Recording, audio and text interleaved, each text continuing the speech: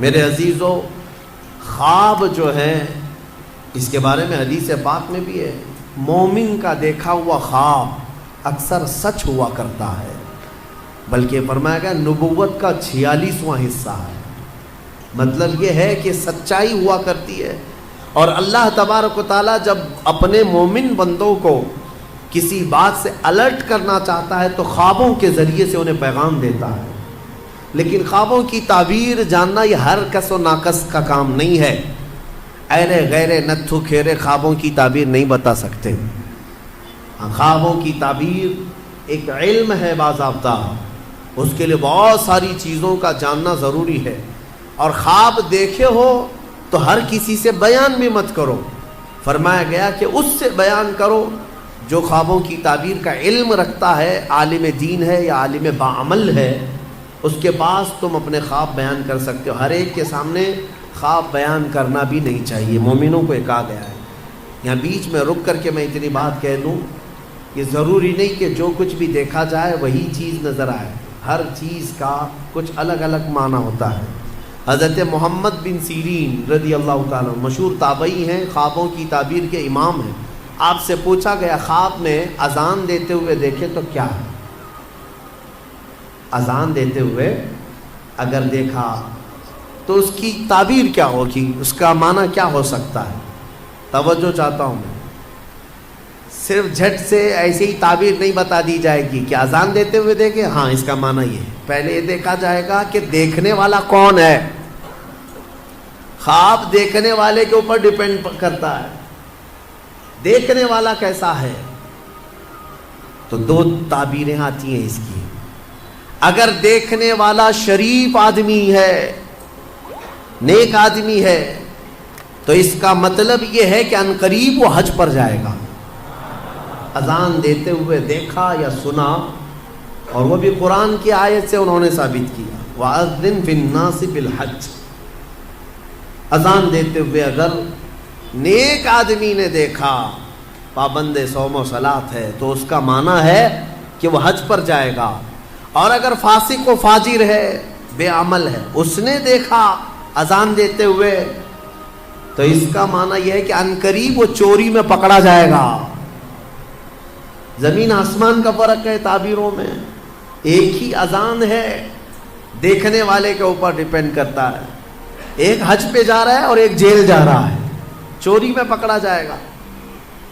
اس کو بھی انہوں نے قرآن کی آیت سے ثابت کیا، فَأَذَّنَ مُؤَذِّنٌ أَيَّتُهَا الْعِيرُ إِنَّكُمْ لَسَارِقُونَ۔ قرآن پاک میں یہ دونوں جگہ پر اذان کا لفظ آیا۔ اسی طرح سے ایک اور بات میں عرض کر دوں، حضرت زبیدہ خاتون جو خلیفہ ہارون رشید کی بیوی ہیں، انہوں نے ایک رات خواب دیکھا تھا، بہت بھیانک خواب دیکھا۔ بہت سارے مرد مل کر کے ان کی عزت لوٹ رہے تھے، عصمت دری کر رہے تھے۔ وہ ڈر گئی صبح اٹھ کر کے۔ یہ وہی زمانہ ہے جب حضرت محمد بن سیرین موجود تھے۔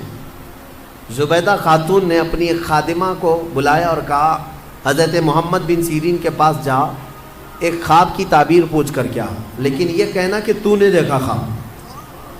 عیب ہے نا، بادشاہ کی بیوی اگر ایسا خواب دیکھی ہے تو شرمندگی کی بات ہے کہ کیا کیا دیکھتی ہے خواب میں، لوگ باتیں بنائیں۔ تو خادمہ سے کہا کہنا کہ تو نے دیکھا۔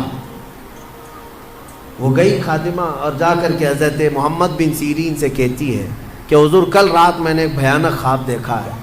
کہا کیا دیکھا؟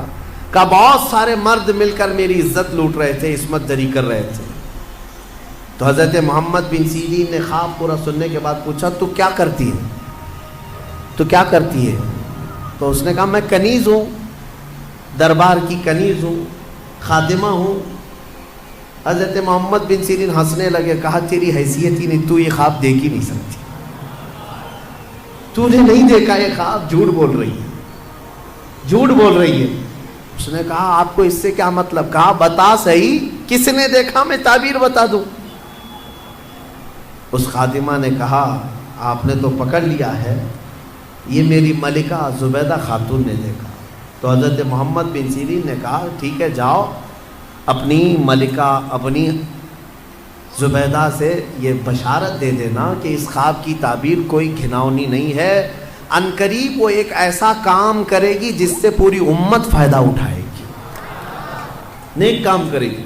اور اس خواب کی تعبیر ہی ہے کہ زبیدہ خاتون نے دریائے دجلہ سے لے کر عرفات کے میدان تک ایک نہر بنائی حاجیوں کے پانی پینے کے لیے۔